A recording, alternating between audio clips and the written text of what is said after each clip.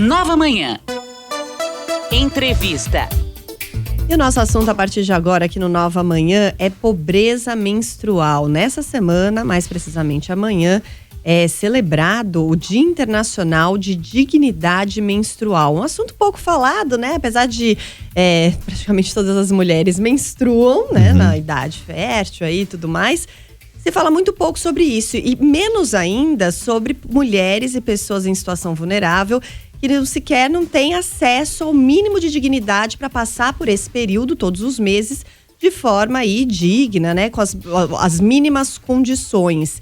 E para falar sobre esse assunto, a gente convidou aqui na programação da Nova Brasil a diretora da ONG Absorvendo Amor, a Flora Pimenta, para falar sobre algumas medidas aí que foram tomadas recentemente, medidas governamentais e também o trabalho da ONG. Bom dia, Flora, seja bem-vinda.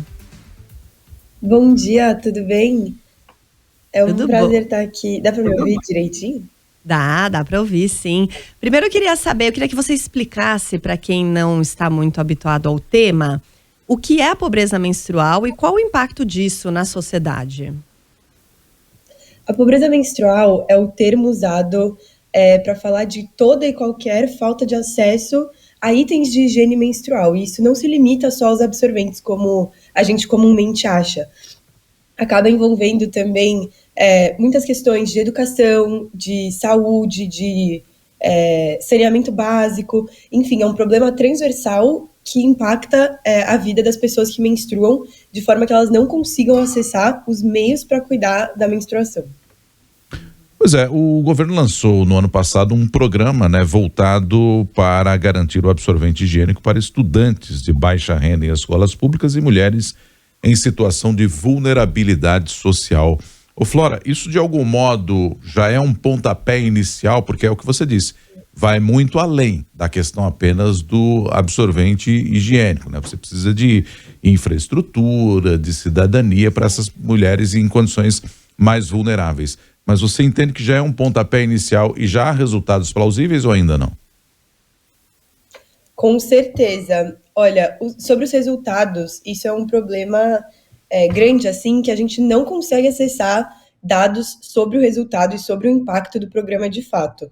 Mas, com certeza, é um grande pontapé. Esse programa do governo do ano passado tem se desenvolvido, ele tem um público-alvo bem grande, de mais de 24 milhões de pessoas, porque é entre o público de 10 e 49 anos, mas em São Paulo a gente já tinha, desde 2021, um programa de dignidade menstrual nas escolas estaduais, que também procurava distribuir absorventes. E o impacto desse, que já é um pouco mais antigo, também é incerto, e eu vou falar da minha experiência nas escolas que eu já visitei.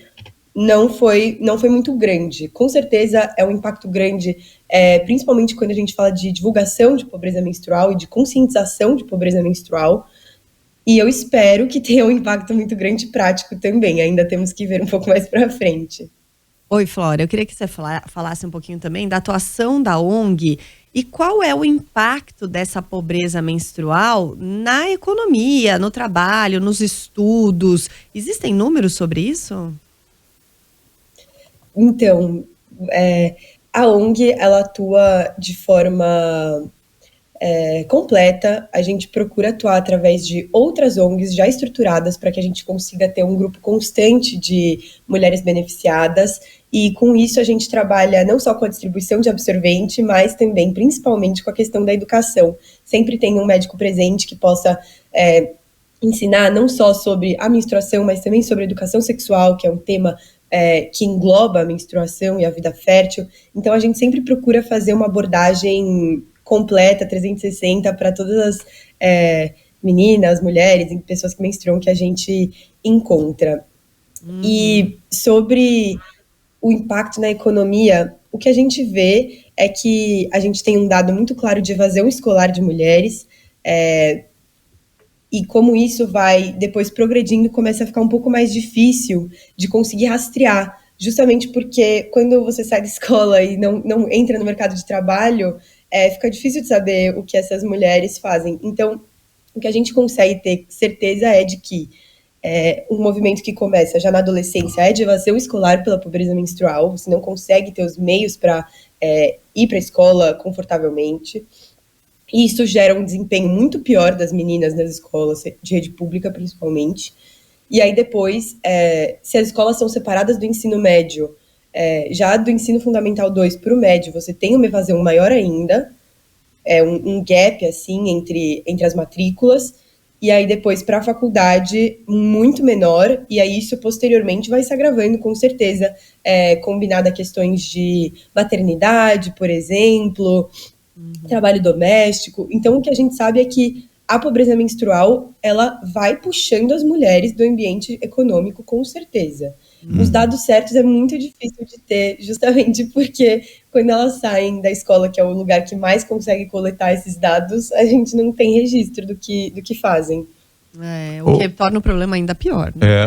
Flori, pelo contato que você tem com essas meninas, com essas moças, a gente falou aqui dos programas do governo de São Paulo, do programa federal também, e que não dá ainda para a gente ter um resultado mais palpável, mais plausível. Há algum tabu no que diz respeito a elas reconhecerem essa situação de vulnerabilidade, dizerem, poxa, eu preciso do absorvente íntimo, do absorvente higiênico, ou elas falam normalmente sobre o tema, ou de algum modo acabam se calando também? Essa é uma boa pergunta.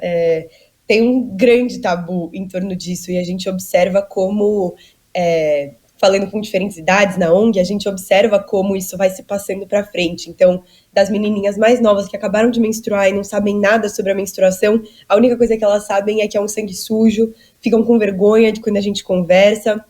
E como eu falei, a gente faz esse atendimento, né, continuado, e a gente cria um relacionamento, um vínculo com essas meninas, e aí a gente consegue observar o crescimento dessa concepção delas da menstruação junto com a educação. Então, a gente tem a nossa médica parceira, que sempre vai ensinar as coisas, explica tudo muito didaticamente, e ao longo do tempo elas vão se sentindo cada vez mais confortáveis para fazer perguntas, para compartilhar os sentimentos delas.